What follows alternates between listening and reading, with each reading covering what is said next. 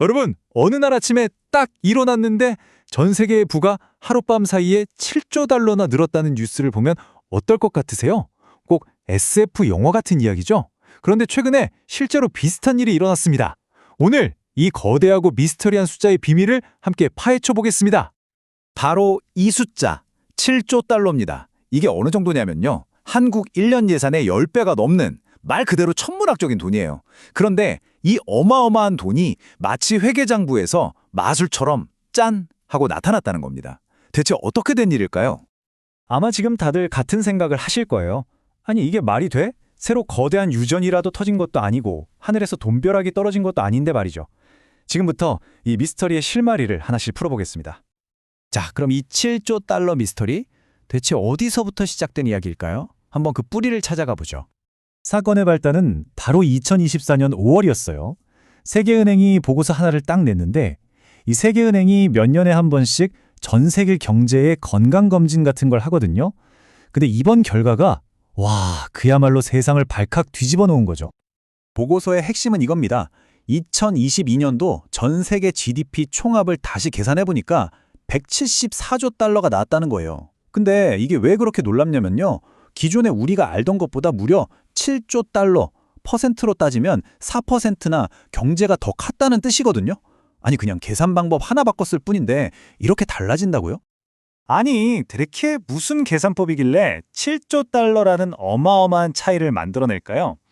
자, 이제 이 미스터리를 풀 결정적인 열쇠를 찾아볼 시간입니다. 그 열쇠의 이름은 바로 구매력입니다. 아니 어떻게 계산 방법 하나로 이렇게 달라질 수 있냐고요? 이 질문에 대한 답은 생각보다 간단합니다. 우리가 세상을 보는 렌즈를 바꿔 꼈기 때문이에요.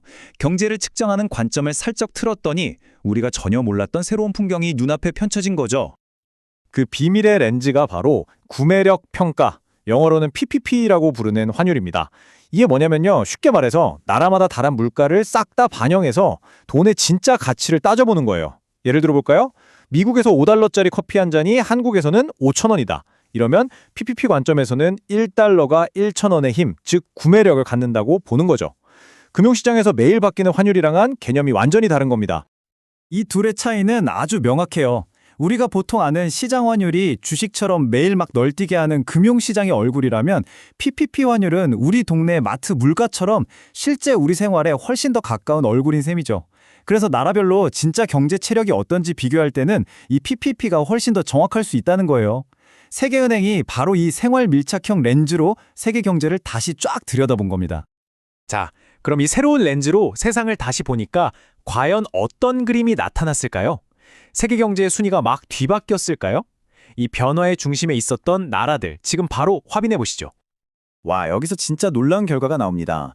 이 7조 달러라는 엄청난 돈이 그 혜택이 특정 국가들에 확 쏠렸다는 거예요. 그 주인공은 바로 중국, 인도, 그리고 러시아였습니다. 보세요. 중국은 무려 1조 4천억 달러, 인도는 1조 1천억 달러, 러시아도 6천억 달러나 경제 규모가 더 커진 걸로 나타난 거죠. 이게 믿어지세요? 이 세 나라가 가져간 파이만 합쳐도 전체 증가액 7조 달러의 거의 절반이에요. 이건 뭘 의미할까요? 한마디로 이 나라들의 실제 물가가 우리가 생각했던 것보다 훨씬 저렴해서 그 나라 국민들이 같은 돈으로 훨씬 더 많은 물건과 서비스를 누리고 있었다는 뜻입니다. 그만큼의 잠재력이 경제 통계 뒤에 숨겨져 있었던 거죠. 자, 지금까지 우리는 7조 달러 미스터리의 범인이 누군지 그리고 그 과정이 어땠는지 추적해봤습니다. 이제 가장 중요한 질문이 남았죠. 그래서 이 모든 게 대체 우리한테 어떤 의미가 있는 걸까요? 이 숫자 너머의 진짜 진실을 한번 알아보겠습니다. 이 질문 아마 처음부터 계속 머릿속에 맴돌았을 거예요. 그쵸? 이 돈 대체 어디서 뚝 떨어진 걸까요? 결론부터 딱 잘라 말씀드리자면 새로운 부가 창출된 건 절대 아닙니다.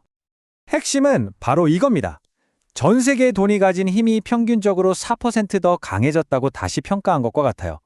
그러니까 세상에 돈의 양이 늘어난 게 아니라 돈의 가치를 더 현실적으로 보게 됐다는 거죠. 우리가 가진 10,000원짜리 한 장으로 살 수 있는 게 생각보다 더 많았다는 의미입니다. 결국 이 7조 달러 미스터리의 범인은 새로운 돈이 아니었던 겁니다. 바로 세산을 재는 우리의 자가 바뀐 거였죠. 우리는 그저 더 현실을 잘 반영하는 새로운 자를 손에 들고 세계 경제의 키를 다시 재본 것뿐이에요. 그 이상도 그 이하도 아닙니다. 결국 이 7조 달러 이야기는 그냥 단순한 경제 뉴스가 아니에요. 우리가 세상을 어떻게 보고 있는지 그 관점 자체에 대한 아주 근본적인 질문을 던지고 있거든요. 여러분이 지금까지 교과서에서 보고 뉴스에서 들어왔던 그 세계 경제 지도 그리고 강대국들의 순위, 그게 과연 세상의 진짜 모습이었을까요? 어쩌면 우리가 보는 모든 것은 우리가 어떤 자로 재느냐에 달려있는 건지도 모릅니다.